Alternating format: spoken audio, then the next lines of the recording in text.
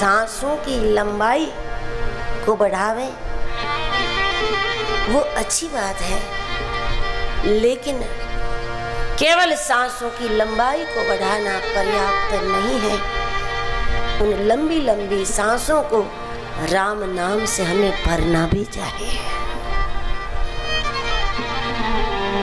उन सांसों के धागे में हरि नाम के मोती को पिरो ले, तब सांसों की लंबाई सार्थक होती है।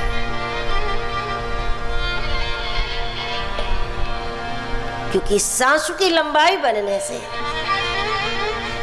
व्यक्ति स्वस्थ होता है। स्वस्थ वही है जिनकी सांसें स्वस्थ है। और सांसों को स्वस्थ करने के लिए प्राणायाम है, योग है। प्राणायाम से सांसों को स्वस्थ किया जाता है, लेकिन हरि नाम से सांसों को दिव्य बनाया जाता है, जीवन को दिव्य बनाया जाता है। इसलिए हरि नाम की आवश्यकता। सांसों की सार्थकता है हरि नाम में। सुमिरि सो नाम राम गुण गाथा। गोस्वामी जी भगवान के नाम को नमन करते हैं। इसके बाद रामचरितमानस का महात्म्य बताते हैं। निज संदेह मोह भ्रम हरने। अज्ञान से ही ये सब उत्पन्न होता है। संदेह, मोह और भ्रम, ये सब सारी मन की बीमारियां अज्ञान की भूमि से ही उत्पन्न होती है। और राम कथा क्या करती है? उस भूमि को ही खत्म कर देती है, अज्ञान को ही खत्म कर देती है। और जब भूमि ही न रही तो भूमि के ऊपर जितने पेड़ हैं वो सब खत्म हो गए। भ्रम भी, संदेह भी, मोह भी। कुछ लोगों की बीमारी है संदेह की। संदेह की बीमारी इसको कहते हैं जिसको जगत भी अपना नहीं लगता और भगवान भी अपना नहीं लगता। संसार अच्छा नहीं लगता, भगवान भी अच्छा नहीं लगता। और वो हमेशा संसार की शिकायत करते हैं। संसार में कुछ नहीं है, कुछ नहीं है, ये ऐसा है, वो ऐसा है, सबकी बुराई करते रहते हैं क्योंकि कुछ अच्छा नहीं लगता उसको। अकेले में कहेंगे परेशान हो गए हम तो अकेले थे, और भीड़ में कहेंगे परेशान हो गए, भीड़ थी। इसको रखे कहाँ वही पता नहीं चलेगा।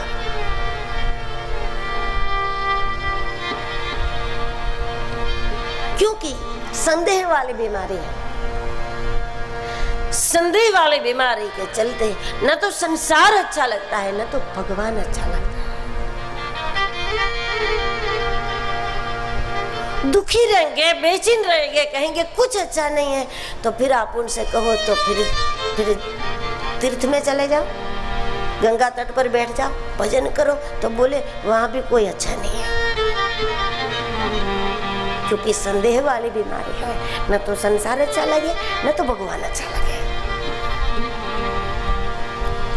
मोह वाली बीमारी जिसको है उसको संसार ही अच्छा लगता है और इसी को ठीक ठाक करने में वो लगे रहते हैं। उसको ये पता नहीं कि ये ठीक ठाक होता ही नहीं कभी। जो है इसी को ठीक ठाक समझ लो और भजन करो तो जीवन सफल हो जाएगा। चाहे विधि राखे राम। भ्रम ऐसी बीमारी है कि कभी कभी भ्रम वाली बीमारी वालों को संसार अच्छा लगता है और कभी कभी भगवान अच्छा लगता है। लेकिन ठीक से न तो ये संसार को कभी पकड़ते हैं, न तो भगवान को पकड़ते हैं।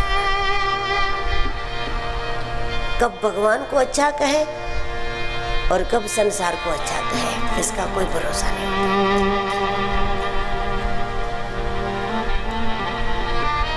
और ये सारी बीमारियां उत्पन्न होती है अज्ञान से, और राम कथा उस अज्ञान को समाप्त करती है। और जब अज्ञान समाप्त होता है तो न संदेह, न भोग, न भ्रम। तुलसीदास जी ने कहा कि राम कथा विद्वानों को विश्राम देती है। विश्राम की जरूरत तो उसको होती है जिसको बहुत थकान हो। विद्वान को विश्राम देती है, आराम नहीं। विद्वानों को विश्राम होता है राम कथा से। तो किसी ने पूछ दिया कि विद्वानों को विश्राम देती है राम कथा, तो ये तो बताइए कि विद्वानों को थकान किस बात की हुई? उनको थकान क्यों हुई कि विश्राम की जरूरत पड़ी? हाँ, विद्वानों को थकान होती है, और विद्वानों की थकान इसलिए हो जाती है कि ग्रंथों के, किताबों के पन्ने घुमाते घुमाते घुमाते बाहर की आंखें कमजोर हो गई, लेकिन तब भी भीतर की आंख नहीं खुली। यह थकान। बहुत कुछ याद रखते रखते रखते रखते दिमाग भारी हो गया, लेकिन भगवान की अनुभूति नहीं हो पाई।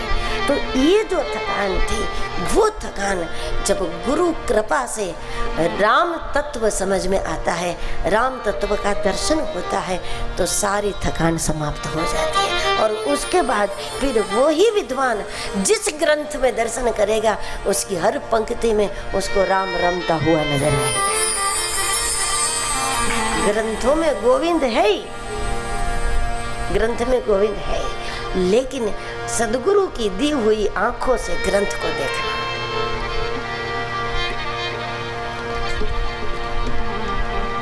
तब ग्रंथ के हर प्रकरण में आपको भगवान दिखेगा, हर पंक्ति में आपको राम रमता हुआ नजर आएगा।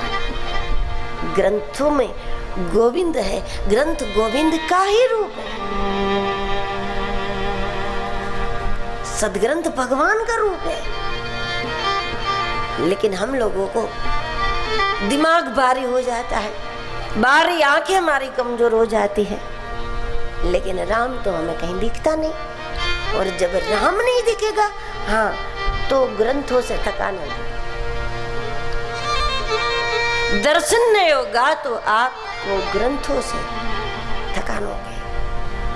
अध्ययन से आपका दिमाग भारी हो जाएगा, आंखें कमजोर हो जाएगी। जब राम नहीं दिखेगा तो धर्म ग्रंथ आंखें कमजोर करने के लिए नहीं होते, धर्म ग्रंथ भीतरी आंखें खोलने के लिए होते हैं। जब गुरु कृपा से मानस का दर्शन करेंगे तो हर पंक्ति में राम नजर आएगा, और तब विश्राम हो जाएगा।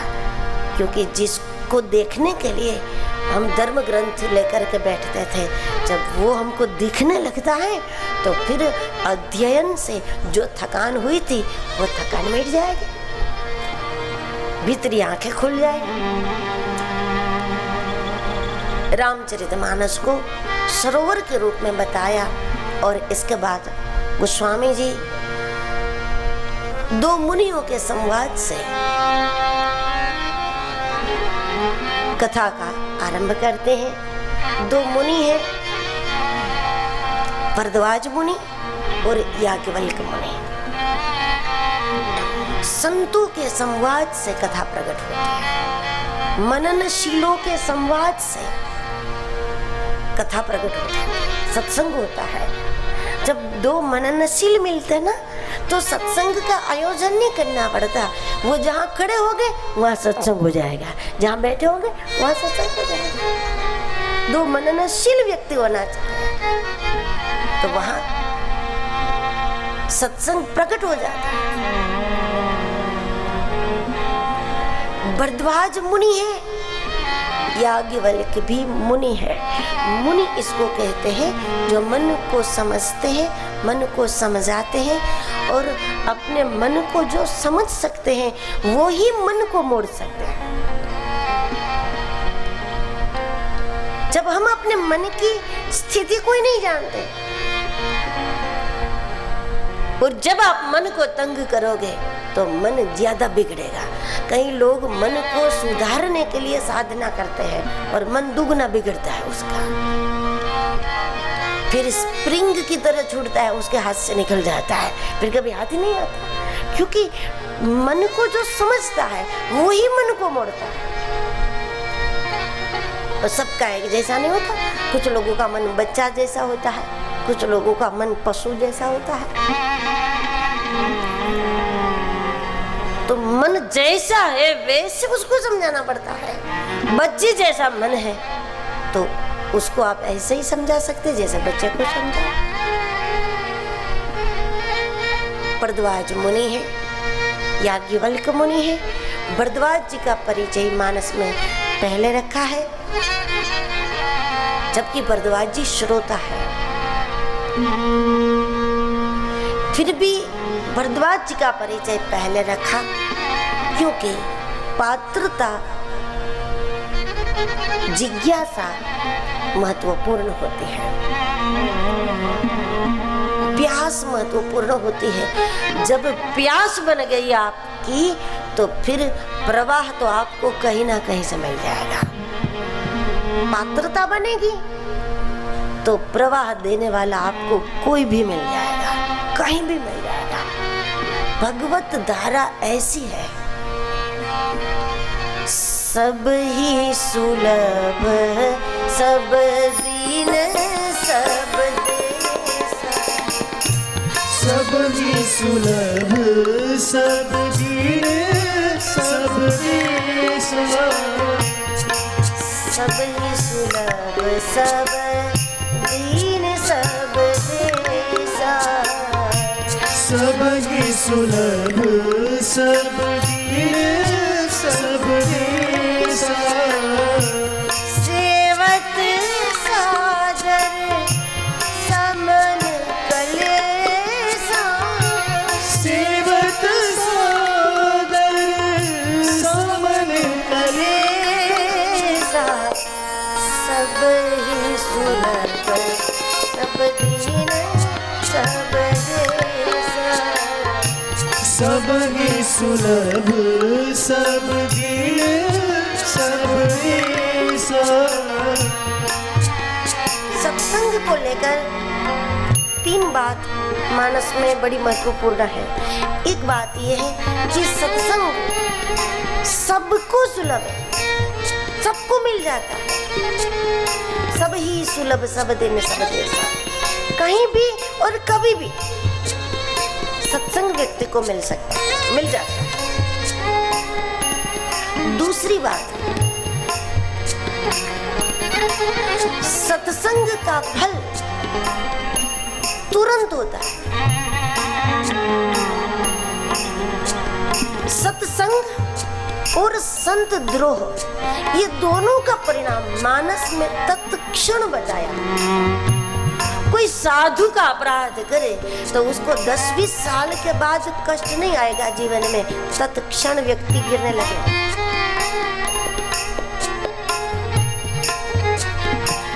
रावण जब ही विभीषण त्यागा, भयभु विभव बिनु तब ही अभागा। जब ही और तब ही साधु अवज्ञा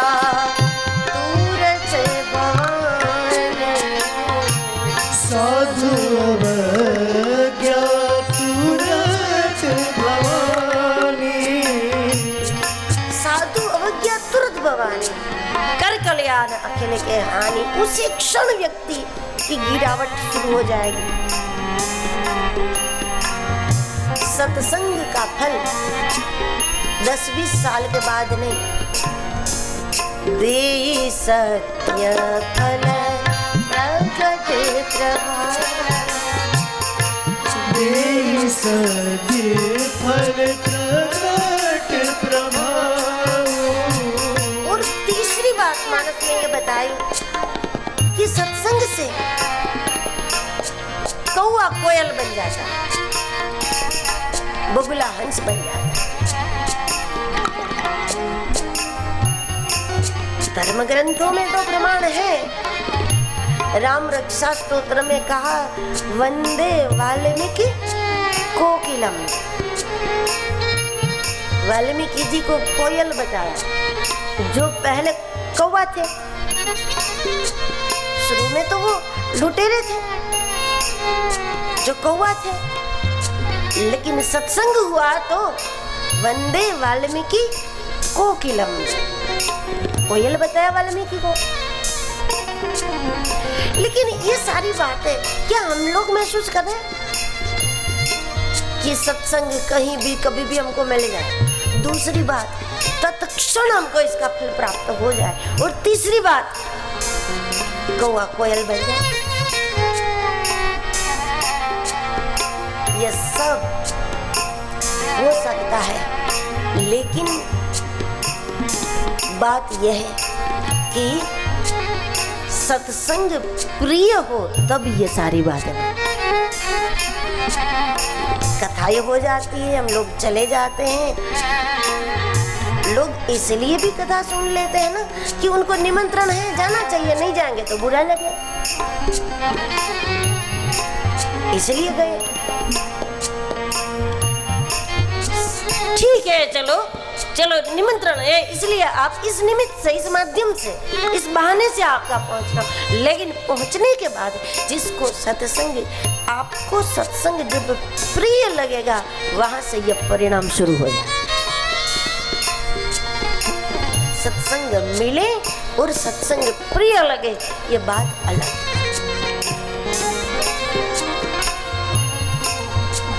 जब सत्संग प्रिय लगेगा तो देहि सत्य फल प्रगट प्रभाव, देहि सत्य फल प्रगट प्रभाव। अनेकों बार सत्संग के आयोजन हो रहे हो, बार बार कथाएं हो रही हो, लेकिन जब कथा श्रवण के लिए बैठो तब जीवन का अंतिम अवसर समझ करके बैठो, क्योंकि जीवन क्षणिक है। आगे कथाएं होती रहेगी, राम कथाएं, कृष्ण कथाएं बहुत होती रहेगी, लेकिन हमारा शरीर होगा या नहीं वो तो पता नहीं। जीवन, शरीर तो नाशवान है, तब हम रहेंगे, होंगे या नहीं ये हमको पता नहीं। जब व्यक्ति कहीं पहुंचने के लिए घर से निकलता है तो जरूरी नहीं कि वो वापस घर पहुंचे। कई लोग रास्ते में रह जाते हैं, कई लोग सड़क पर खत्म हो जाते हैं, तो पता नहीं कि हम रहेंगे। इसलिए जब राम कथा श्रवण का अवसर मिले तब एक एक वाक्य दुर्लभ समझ करके श्रवण करना चाहिए, अपने आप एकाग्रता आ जाए। सत्संग प्रिय लगेगा तो परिणाम भी शुरू हो जाएगा। जब प्यास बनी तो प्रवाह दुर्लभ नहीं है, प्यास दुर्लभ है। वही लोग बिगड़ते हैं जिसको सत्संग प्रिय नहीं। कुछ लोग बहुत बहुत बहुत कथाएं सुनते हैं तब भी बिगड़ते हैं, क्योंकि वो सुनते तो है लेकिन उनको प्रिय नहीं। जब आपका काम ही ऐसा है कि आपको सत्संग से रहना पड़ता है। जो लोग वीडियो में काम करते हैं, कैमरा पर काम करते हैं, संगीत में काम करते हैं, पंडाल वंडाल का काम करते हैं, तो उनको तो इसी माहौल में रहना, तो उसको तो बार बार यही मिलता है, घंटों घंटों तक वो यही सुनते रहते हैं। सत्संग प्रिय लगेगा वो नहीं बिगड़ेगा। जरूरी है नहीं कि जो जिसको मिलता है वो नहीं बिगड़ता, जिसको सत्संग दुर्लभ लगता है वो कभी नहीं बिगड़ता। और यदि आपको सत्संग प्रिय है, फिर भले ही आपको साल भर में एक आध बार मुश्किल से मिलता हो, लेकिन प्रिय तो है। जिसको प्रिय है उसको जमाना नहीं बिगाड़ता। भरद्वाज जी को राम रस की प्यास सदैव बनी रहती है, और इसलिए दुनिया के बड़े बड़े रसमयी महान विभूतियां भी भरद्वाज जी के यहाँ जाना चाहती है, रस बरसाने के लिए जाना चाहते हैं। इसलिए भरद्वाज जी के समान कोई भाग्यवान नहीं है।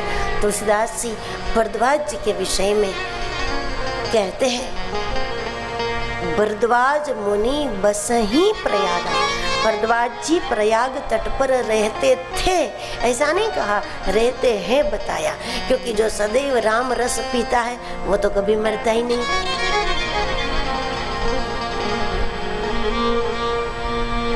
जो हरि रस को पीता है वो तो कभी नहीं मरता।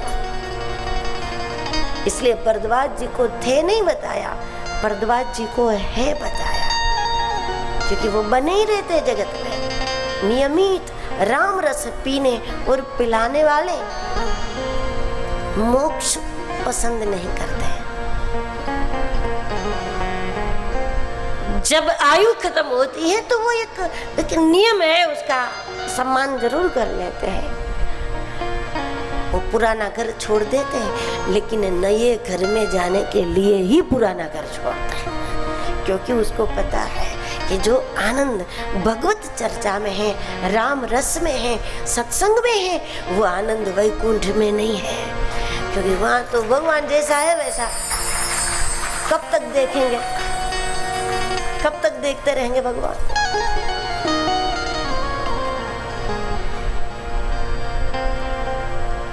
शरीर छूटने के समय जब कबीर जी रो रहे थे तो किसी ने पूछा कि आप डरते हैं क्या मृत्यु से? बोले डरता नहीं हूँ, लेकिन मुझे मालूम है कि मेरा मोक्ष निश्चित है, और मुझे इस बात का दुख है, मुझे अफसोस है, क्योंकि यह लाभ की बात नहीं है। जो आनंद सत्संग में हुआ है वो आनंद वैकुंठ में होने वाला नहीं है, वो मुझे पता है।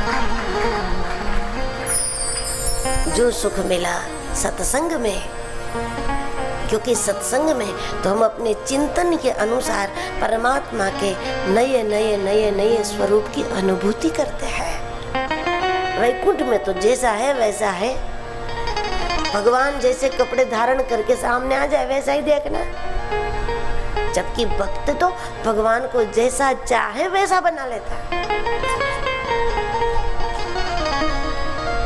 इसलिए भरद्वाज जी है, एक शरीर छोड़ता है लेकिन दूसरे शरीर में जाने के लिए ही छोड़ता है। इसलिए भरद्वाज जी के लिए है सब। भरद्वाज मुनि बसई प्रयाग, भरद्वाज मुनि बसई प्रयाग,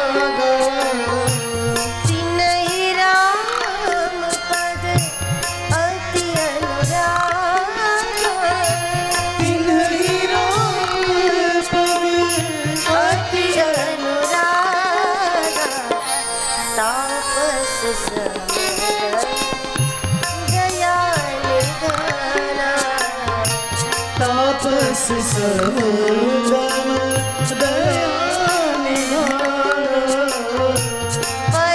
परमारथ पद परम सुजाना, परमारथ पथ परम सुजाना, माघ मकर गत रवि जब होई, माघ मकर गत रवि जब होई, तीरथ पति आव सब कोई, तीरथ पति आव सब कोई, भरद्वाज बसई प्रयाग, भरद्वाज मुनि बसई प्रयाग, तिन्हि राम पद अति अनुराग, तिन्हि राम पद अति अनुराग। भजन करने वाला कभी मरता नहीं है, परमार्थ करने वाला कभी मरता नहीं। भरद्वाज जी है, क्योंकि भरद्वाज जी भजन भी करते हैं। भरद्वाज जी परमार्थी है, परमार्थ पथ परम सुजाना। परमार्थ इसको कहते हैं जो परम वस्तु का दान करे, उसको परमार्थ कहते हैं। किसी को अन्न दो, जल दो, वस्त्र दो, दवाइयाँ दो, वो सब दान है, परमार्थ नहीं है। क्योंकि वो चीज एक बार आपने किसी को दी तो ऐसा नहीं है कि उसको दोबारा इसकी कभी आवश्यकता नहीं होगी। आज भोजन करा दो तो फिर उसको तो कल भूख लगेगी। जो चीज एक बार देने के बाद भी बार बार उस व्यक्ति को उस चीज की आवश्यकता रहती है, ऐसी चीजों का देना दान है। परमार्थ केवल सद्गुरु करते हैं। परमार्थ परम वस्तु देने को परमार्थ कहते हैं। परमार्थ करना मतलब कोई कुछ ऐसा लुटा देना कि जिसको प्राप्त करने के बाद व्यक्ति हमेशा हमेशा के लिए माला माल हो जाए, कभी दरिद्री होने वाला नहीं है, उसको वो कुछ मिल गया, वो परमार्थ। फिर खर्च न फूटे, चोर न लूटे, दिन दिन बढ़त सवायो, राम रतन धन पायो जी मैंने, राम रतन धन पायो जी मैंने, राम रतन धन पायो जी मैंने, राम रतन धन पायो जी मैंने, राम रतन धन वस्तु अमूल्य दी मेरे सद्गुरु,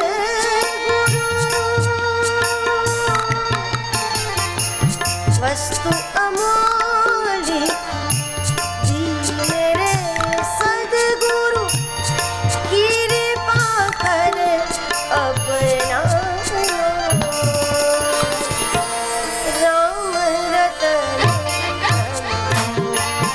पायो जी मैंने, राम रतन धन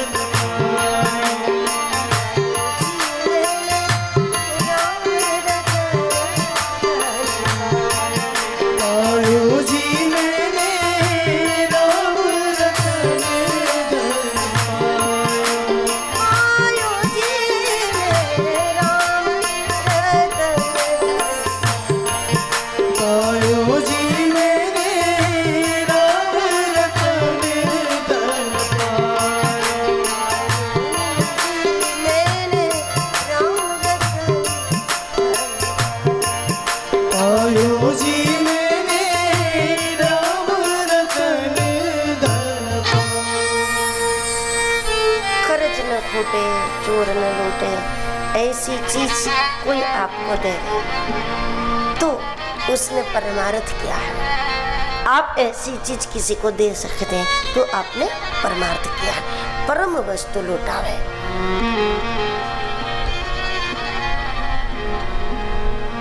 कोई किसी को वस्तु दे, इसको परमार्थ नहीं कहते, लेकिन कोई किसी को परमात्मा दे, इसको परमार्थ कहते। भगवान दे, इसको परमार्थ कहते हैं। जिसके पास वस्तु अधिक होगी वो वस्तु लुटावे, पैसे अधिक हो तो पैसे लुटावे, लेकिन भगवान तो वो लुटा सकता है जिसके पास भगवान अधिक हो तो वो भगवान लुटावे। परमार्थ इसको कहते हैं, जो केवल सद्गुरु कर सकते हैं। वस्तु अमौलिक दी मेरे सद्गुरु, कृपा कर अपनायो, तो ऐसी चीज मिल गई कि खर्च न खोटे, चोर न लूटे, दिन दिन बढ़त सवायो। भरद्वाज जी परमार्थी है, इसलिए ऐसा हो ही नहीं सकता कि भरद्वाज जी के पास जाकर के कोई बैठे और 10-20 मिनट में उसको कुछ ऐसा प्राप्त ना हो कि जो दुनिया वाला कोई नहीं दे सकता। आप भारद्वाज जी के पास कोई जाकर बैठे तो 10-20 मिनट में ऐसी कोई चीज आपको अवश्य प्राप्त होगी जो संसार में कोई नहीं दे सकता। केवल और केवल सद्गुरु दे सकते हैं, वो चीज मिलती है। जब जब सूर्य का प्रवेश मकर में होता है तब मकर स्नान के लिए हजारों लाखों संत जन प्रयाग पहुंचते हैं। एक बार प्रयाग स्नान के लिए हजारों संत महात्मा पधारे थे और मकर स्नान के बाद जब सब विदा ले रहे थे, याज्ञवल्क्य जी ने विदा मांगी तो भारद्वाज जी ने उनके चरणों को पकड़ लिया। भारद्वाज राखे पद टेकी, कहा मैं आपको नहीं जाने दूंगा। याज्ञवल्क्य जी में भारद्वाज जी ने ऐसा क्या देख लिया, हजारों संतों की विदा कर दी हाथ जोड़कर, सबकी विदा हो गई, लेकिन एक को भारद्वाज जी छोड़ना नहीं चाहते। ऐसा याज्ञवल्क्य जी ने क्या देखा? गोस्वामी जी कहते हैं याज्ञवल्क्य मुनि परम विवेकी, याज्ञवल्क्य जी के विवेक को देखा, उनकी सहजता को देखा। जहाँ गुरुत्व होता है वहाँ सहजता होती है। सद्गुरु सहज होते हैं, गुरु लघु बनकर ही रहता है।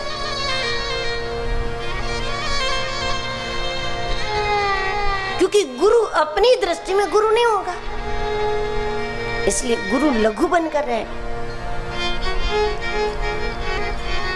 याज्ञवल्क्य जी की सहजता से भारद्वाज जी प्रभावित हैं, प्रेरित हैं, चरण पकड़ लिए और कहा कि मेरे मन में एक बड़ा संशय है, बड़ा भ्रम है।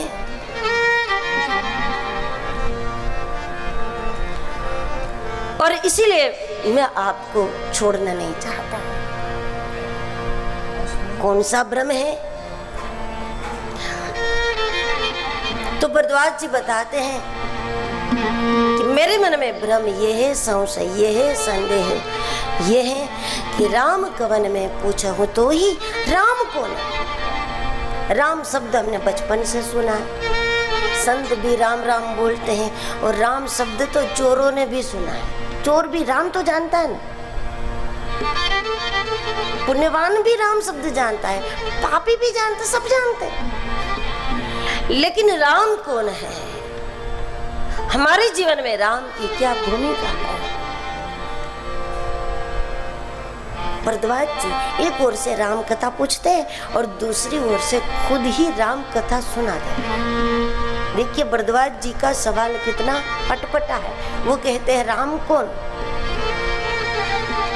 और साथ साथ भारद्वाज जी ही कहते हैं एक राम अवधेश कुमारा, एक राम अवधेश कुमारा, तीन कर चरित विदित संसार, तीन कर चरित विदित संसार, नारी विरह दुख रयउ अपारा, नारी विरह दुख लहेउ अपारा, भयउ रोष रन रावण मारा, भयउ रोषि रन रावण मारा। भारद्वाज जी पूछते हैं कि राम कौन, और भारद्वाज जी बता रहे हैं एक राम अयोध्या के राजकुमार। जो पिताजी की आज्ञा से वन गए, सीता जी का अपहरण हुआ, भयउ रोष रन रावण मारा। तो राम कथा लंका कांड तक भारद्वाज जी खुद बोले हैं, रावण वध तक कथा तो संक्षिप्त में खुद ही बोले। भरद्वाज जी ये कहना चाहते हैं कि तीन कर चरित विदित संसारा, राम जन्म से लेकर के राम राज्य अभिषेक तक जो कथा है वो पूरी दुनिया जानती है। जिसका जन्म भारत में हुआ हो 10 साल का बच्चा भी जानता है। अयोध्या में राम का जन्म, राम लक्ष्मण भरत शत्रुघ्न, जनकपुर में विवाह, ये सब जानते हैं। लेकिन तब भी मनुष्य का चरित्र पवित्र नहीं हो रहा, मनुष्य उस राम को आत्मसात नहीं कर रहा, क्योंकि वो राम की हमारे व्यक्तिगत जीवन में क्या भूमिका है इसका पता चलना चाहिए। राम कौन है? याज्ञवल्क्य जी प्रसन्न हो गए और वटवृक्ष की छाया में भरद्वाज जी के सामने याज्ञवल्क्य जी बैठ गए और कहा, चतुराई तुम्हारी मैं जानी, मैं आपकी चतुराई जानता हूँ। आप राम भक्त ही है। जगत कल्याण के लिए जगत की ओर से आपने ये सवाल किया है कि राम कौन है। आपके जैसा ही प्रश्न एक बार भवानी ने किया और भवानी के मन का समाधान करने के लिए महादेव ने जो कथा सुनाई थी वो मैं सुनाऊं, ऐसा कहकर याज्ञवल्क्य जी भरद्वाज जी को शिव कथा सुनाने लगे। जबकि भरद्वाज जी ने पूछा है राम कवन, ये नहीं कि शिव कवन में पूछो हो तो ही। सवाल तो ये है कि राम कवन में पूछो हो तो ही। और याज्ञवल्क्य जी शिव कथा भरद्वाज जी को सुनाने लगे, क्योंकि जब तक श्रोता शिव की शरण नहीं जाता, यानी कि बहिर्मुख व्यक्ति अंतर्मुख नहीं होता, तब तक वो राम कथा का अधिकारी नहीं माना जाता। पहले शिव की ओर जाना होगा, यानी बहिर्मुख को पहले अंतर्मुख होना होगा। और शिव तक पहुंच गए, बहिर्मुख अंतर्मुख हो गया, तो शिव के पास तो निरंतर राम कथा है। महादेव के जैसा तो कोई वक्ता ही नहीं है राम कथा का, वही तो आचार्य है। याज्ञवल्क्य जी शिव कथा आरंभ करते हैं। शिव कथा के एकाध प्रसंग का दर्शन करेंगे, लेकिन इसके पहले आज सोमवार है और महाकाल का सानिध्य है, तो कुछ क्षणों के लिए ज्योतिर्लिंग महाकाल जय ज्योतिर्लिंग महाकाल जय ज्योतिर्लिंग महाकाल जय ज्योतिर्लिंग महाकाल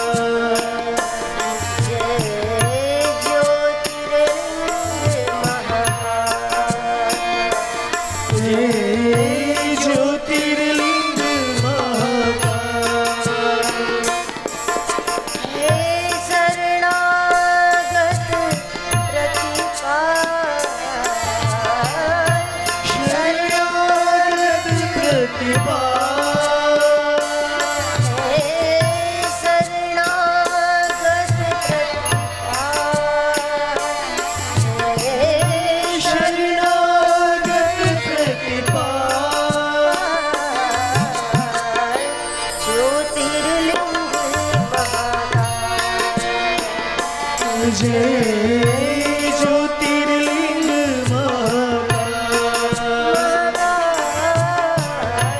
ज्योतिर्लिंग महाकाल ज्योतिर्लिंग महाकाल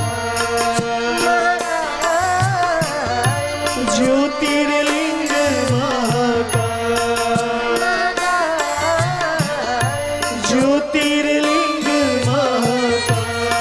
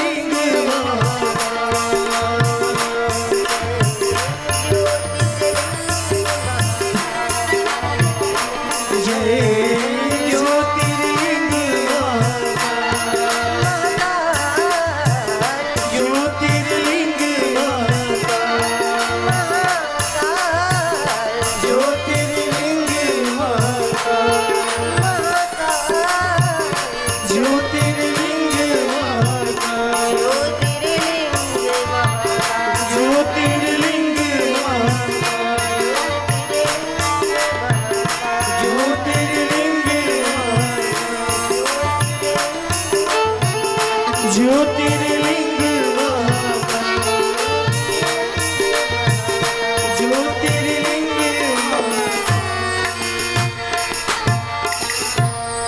एक बार त्रेता युग में शंभु गए कुंभज ऋषि का, संग सती जग जननी भवानी, पूजे ऋषि अखिलेश्वर जा, राम कथा मुनि भरज बखान, सुनी महेश परम सुख माने,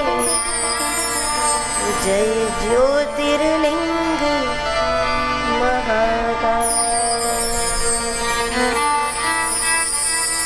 हे शरणागत प्रतिपाल, हे शरणागत प्रतिपाल, हे ज्योतिर्लिंग महाकाल। ओम नमः शिवाय, ओम नमः शिवाय, ओम नमः शिवाय, ओम नमः शिवाय,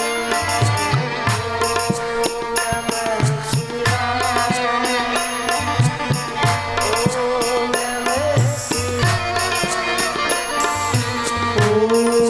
नमः शिवाय, ओम नमः शिवाय,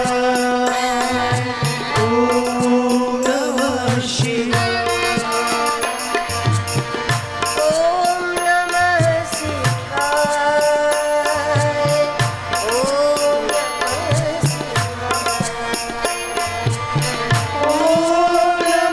शिवाय, ओम नमः शिवाय, ओम नमः शिवाय,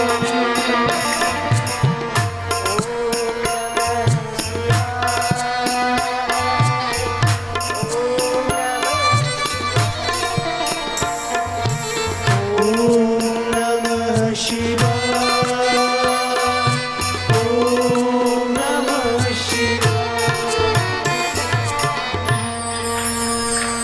ज्योतिर्लिंग महाकाल। एक बार त्रेता युग माही शंभु गए कुंभज ऋषि का,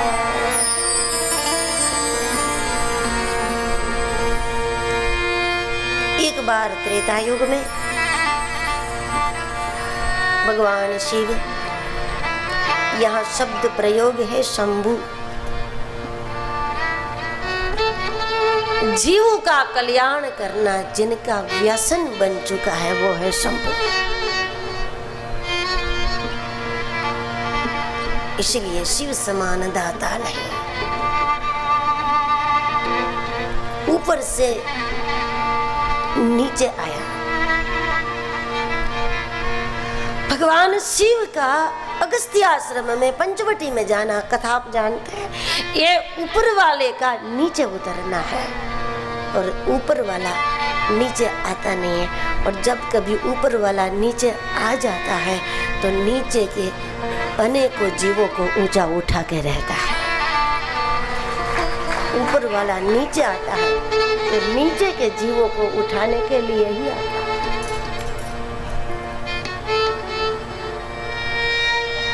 एक बार भी त्रेता की भूमिका में कोई राम कथा सुने तो राम दर्शन जल्दी होता है।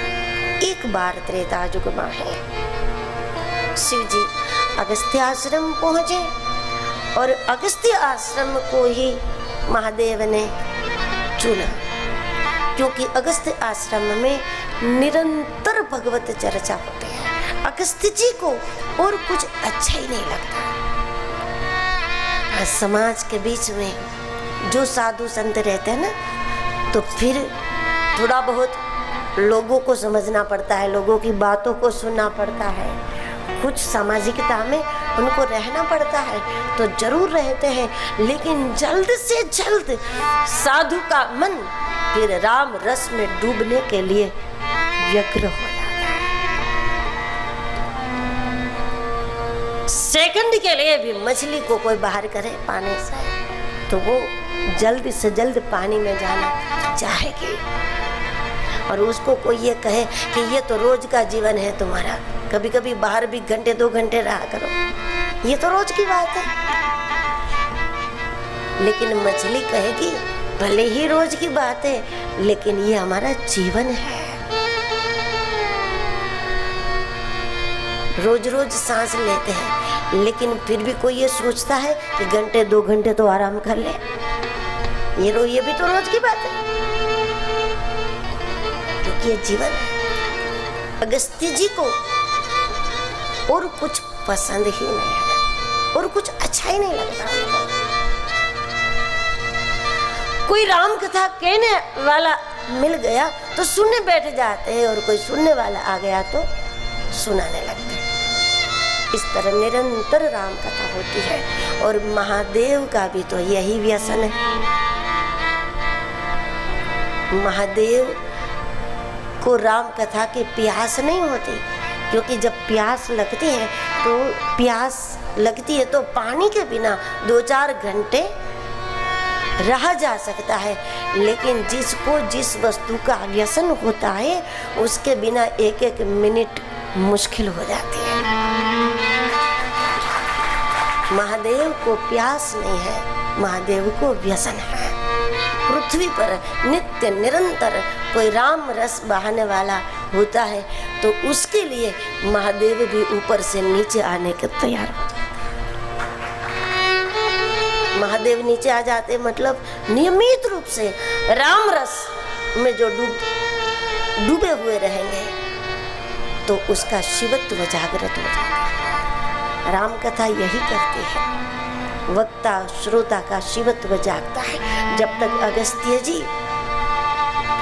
जबान से कथा बोलते थे ना, तो लोग कान से सुनते थे। जब अगस्त्य जी जीव भाव से कथा बोलते थे, तो फिर लोग बुद्धिपूर्वक कथा सुनते थे।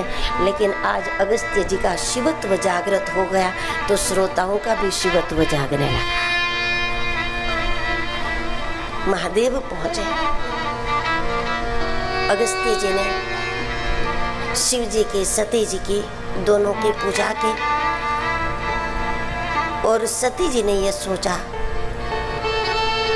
सती जी ने जो गलती की है वो वास्तव में गलती नहीं है, जगदम्बा है, महादेवी है, वो गलती नहीं करेगी, जानबूझकर कर रही है। क्यों गलती की भवानी ने, उस पर विचार करें। इसके पहले भवानी का परिचय देखिए तुलसीदास जी के शब्दों में।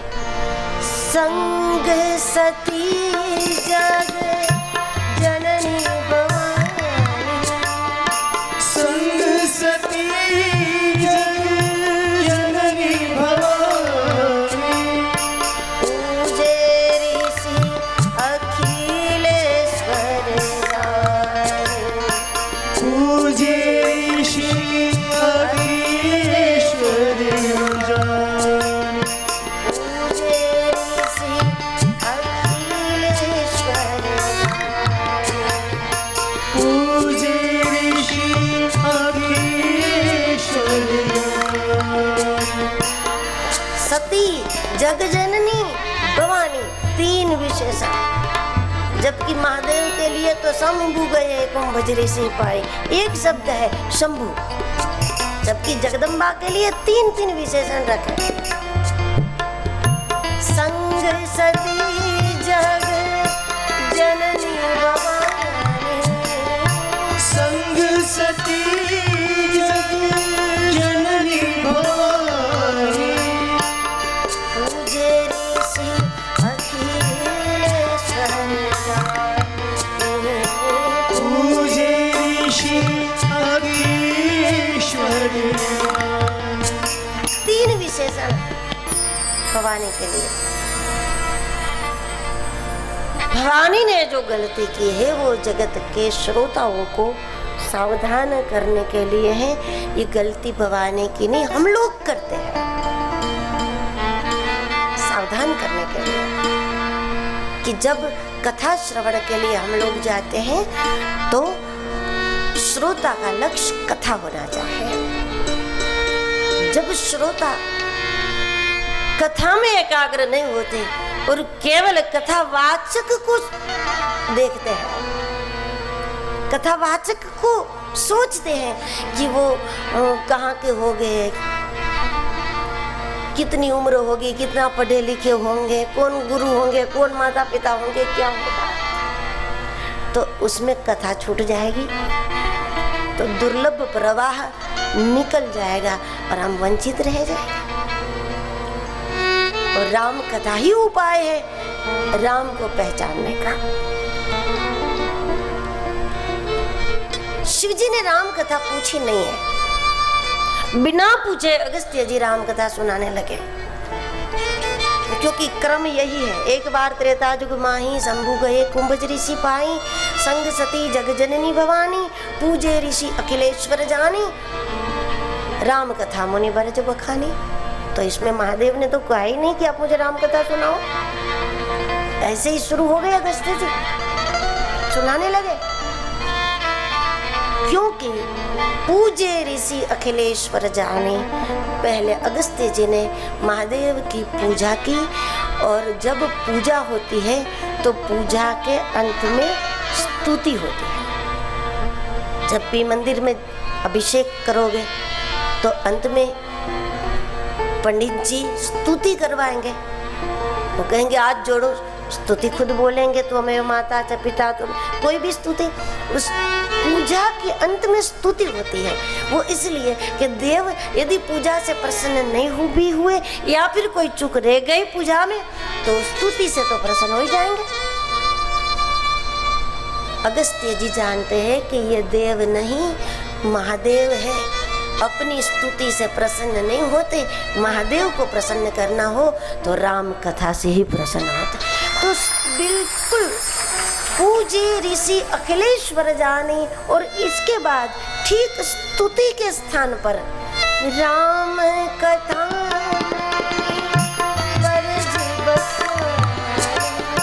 राम कथा मुनि बरज बखानी, पूजे ऋषि अखिलेश्वर जाने, पूजे ऋषि अखिलेश्वर जाने, कहत सुनत रघुपति गुण गाथा, कहत सुनत रघुपति गुण गाथा, कछु दिन कहाँ रहे दीनानाथ, कछु दिन तहाँ रहे दीनानाथ। कछु दिन, हाँ कछु मिनट नहीं, कुछ घंटे नहीं, महादेव स्वयं कुछ दिनों के लिए किसी के घर आ जाए, कितनी बड़ी बात है। कछु दिन कहाँ है, कितनी बड़ी बात है। शिवत्व यानी कि गुरुत्व पकड़ में नहीं आता, गुरुत्व किसी के घर चला जाए, शिवत्व किसी के घर, और वो भी कुछ दिनों तक महादेव को वहां पर अच्छा लगे, ऐसा तो तभी होगा कि जिसका घर मंदिर होगा, जहाँ निरंतर राम नाम होगा, राम भजन होगा, राम कथा होगा। इसके अलावा महादेव को कोई नहीं पकड़ सकता। अगस्त्य आश्रम में भगवान रुके और अगस्त्य जी को भक्ति की महिमा सुनाई। शिव और सती जी अगस्त्य आश्रम से कैलाश की ओर चलते हैं। मार्ग में शिव जी विचार कर रहे हैं दर्शन कैसे हो, के ही विधि दर्शन होई। जगत के साधकों को महादेव बता रहे हैं भगवत दर्शन तब होता है जब इंसान भगवत प्राप्ति के लिए कुछ भी करने को, कुछ भी सहने को, कुछ भी छोड़ने को, कुछ भी पकड़ने को, जो करना पड़े करने को तैयार होता है, तब भगवत दर्शन संभव हो, के ही विधि दर्शन होए। और उसी समय राम जी और लक्ष्मण जी दोनों सामने पंचवटी में सामने आ गए। पूरे मानस में प्रमाण है।